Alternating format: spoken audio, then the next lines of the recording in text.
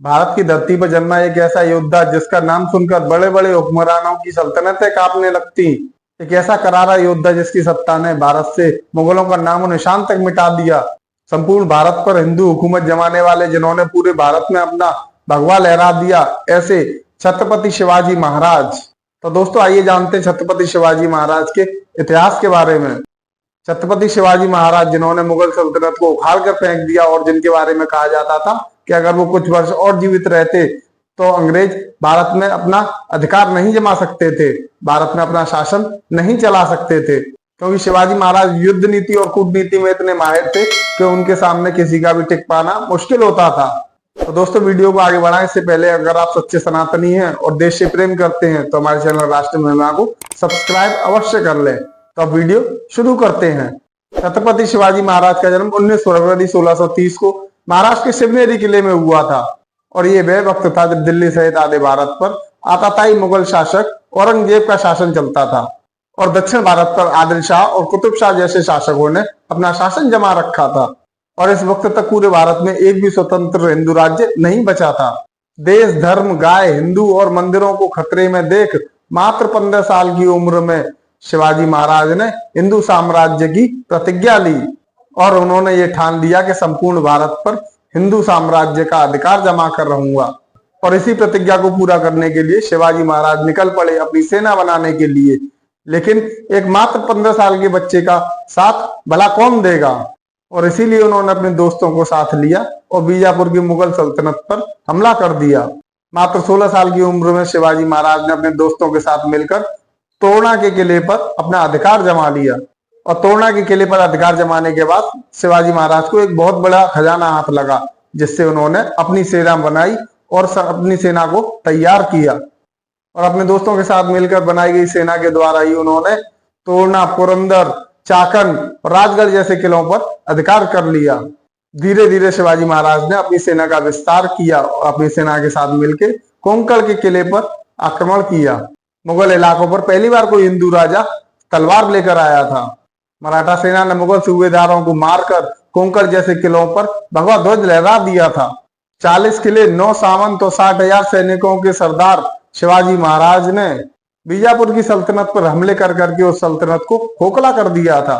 अपनी सल्तनत को खोखला होते हुए देख बीजापुर का सुल्तान आदिल शाह पूरी तरह से कांप गया और उसने अपने सेनापति अफजल खान को एक बड़ी सेना देकर शिवाजी महाराज को खत्म करने के लिए भेजा। शिवाजी महाराज इस समय प्रतापगढ़ के किले में थे और अपनी सेना को तैयार करने में लगे हुए थे। सन 1659 में अफजल खान अपनी सेना के साथ प्रतापगढ़ पर चढ़ाई करने के लिए निकल पड़ा। हिंदू, गाय, बच्चे और महिलाओं का कत्लेआम करते हुए अफजल खान आगे बढ़ता गया। हाथी जैसी विशाल काया वाले अफजल खान का पूरा प्लान शिवाजी महाराज को खत्म करने का था और इसी इरादे से उसने शिवाजी महाराज के समक्ष एक संधि का प्रस्ताव रखा और अगले दिन शिवाजी महाराज की अफजल खान से मुलाकात हुई। उस मुलाकात में लंबे चौड़े अफजल खान ने शिवाजी महाराज को गले मिलने के बहाने पकड़ लिया और खंजर से वार कर दिया। अफजल खान की शारीरिक बनावट काफी विशाल थी और उसने शिवाजी महाराज को कस के जकड़ रखा था। अफजल खान ने जब वो वार किया तो उनके लोहे के कवच ने उनको बचा लिया और जब ही शिवाजी महाराज सतर्क हो गए और उन्होंने अपना बागनख निकाला, बागनख से शिवाजी महाराज ने अफजल खान के ऊपर लगातार प्रहार किए और उसको वहीं पर गिरा दिया और हर हर महादेव का जय घोष करते हुए वहां से बाहर आए और अफजल खान के मरने की सूचना पाकर उसकी सेना वहां से भाग निकली और अपने महाराज के ऊपर धोखे से किए गए हमले की खबर सुनकर शिवाजी महाराज की मराठा सेना आक्रोश में आ गई और उन्होंने करीब 8,000 सैनिकों को गाजर मूली की तरह वहीं काट दिया। अफजल खान के द्वारा जो मंदिरों का विध्वंस किया गया था, इसका गुस्सा शिवाजी महाराज ने आदिल शाह की सल्तनत पर हमला करके निकाला और सन 1660 तक शिवाजी महाराज ने बीजापुर की आधी से ज्यादा सल्तनत पर अपना अधिकार जमा लिया। बीजापुर के किले ध्वस्त हो गए, उसकी जागीरें लुट गईं और सल्तनती सेनाएं लड़ लड़कर बर्बाद हो गई। दक्कन की सल्तनत को रक्त से नहलाने के बाद शिवाजी महाराज ने कोल्हापुर की तरफ कूच किया। शिवाजी महाराज की गरजती हुई सेना दक्कन के मैदानों में उतरी और पनाला समेत दक्कन के करीब 17 किलों को अपने कब्जे में ले लिया। सन 1660 की एक रात को आदिल शाह के गुप्तचरों ने यह सूचना दी कि पन्हाला के किले में 600 सैनिकों के साथ शिवाजी हैं और मौके का फायदा उठाकर आदिल शाह ने 10,000 की सेना के साथ सिद्दी जौहर को पन्हाला के किले में भेजा और आधी रात तक सिद्दी जौहर ने पन्हाला के किले को पूरी तरह से घेर लिया। सिद्दी जौहर की सेना किले के चारों ओर फैल गई और ऐसी विकट स्थिति में महाराज ने बड़ी चतुराई से काम लिया और उन्होंने कई दिनों तक दुश्मन सेना का अनाज खत्म होने का इंतजार किया। और 13 जुलाई की रात थकी हुई सिद्दी जौहर की सेना को चकमा देकर शिवाजी महाराज वहां से निकल लिए। भनक लगते ही सिद्दी जौहर की सेना उनके पीछे लग गई। महाराज करीब 300 मावलों के साथ निकल पड़े थे और दूसरी तरफ बाजी प्रभु देशपांडे के नेतृत्व में 300 मावले 10,000 की सेना से भिड़ गए और बाजी प्रभु का यह युद्ध आज तक के इतिहास का सबसे भयानक युद्ध साबित हुआ, जिसमें 300 मावलों ने करीब 10,000 की सेना से युद्ध लड़ा और मावलों ने ऐसी वीरता से युद्ध लड़ा कि करीब पूरी रात मावले उनसे लड़ते रहे और सुबह होते होते 300 मावलों ने करीब 5,000 मुगल सैनिकों को मार के गिरा दिया।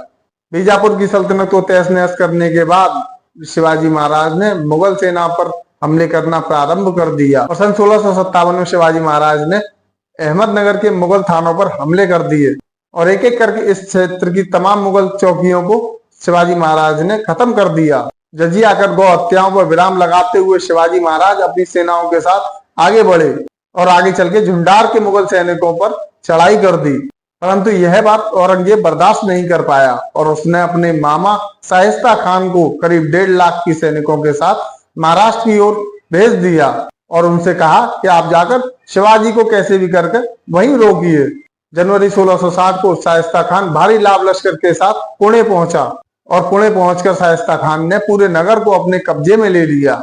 सुबह होते ही शाइस्ता खान हिंदुओं पर, गायों पर और महिलाओं पर अपना गुस्सा उतारता और शाम होते होते वह अपने महल में वापस चला जाता। शाइस्ता खान का यह क्रम करीब 3 महीनों तक ऐसे ही चलता रहा। 5 अप्रैल 1663 की आधी रात को शिवाजी महाराज ने शाइस्ता खान पर हमले की योजना बनाई और मात्र 400 मराठाओं की सेना के साथ पुणे की ओर निकल पड़े। मराठा सैनिक वेश बदलकर किले में प्रवेश कर गए और शाइस्ता खान की रूह कांप गई। जब शाइस्ता खान ने शिवाजी महाराज को अपने सामने देखा, क्योंकि उसको पता भी नहीं चल पाया कि शिवाजी महाराज उसके सामने आ चुके हैं, और घबराया हुआ शाइस्ता खान किले से नीचे कूद गया और वहां से भाग निकला और भागते भागते उसकी 3 उंगलियां शिवाजी महाराज ने अपनी तलवार से काट डाली। अचानक हुए इस हमले से मुगल सेना के बीच भगदड़ मच गई और इस भगदड़ का फायदा उठाकर सभी मराठा सैनिक वापस निकल आए।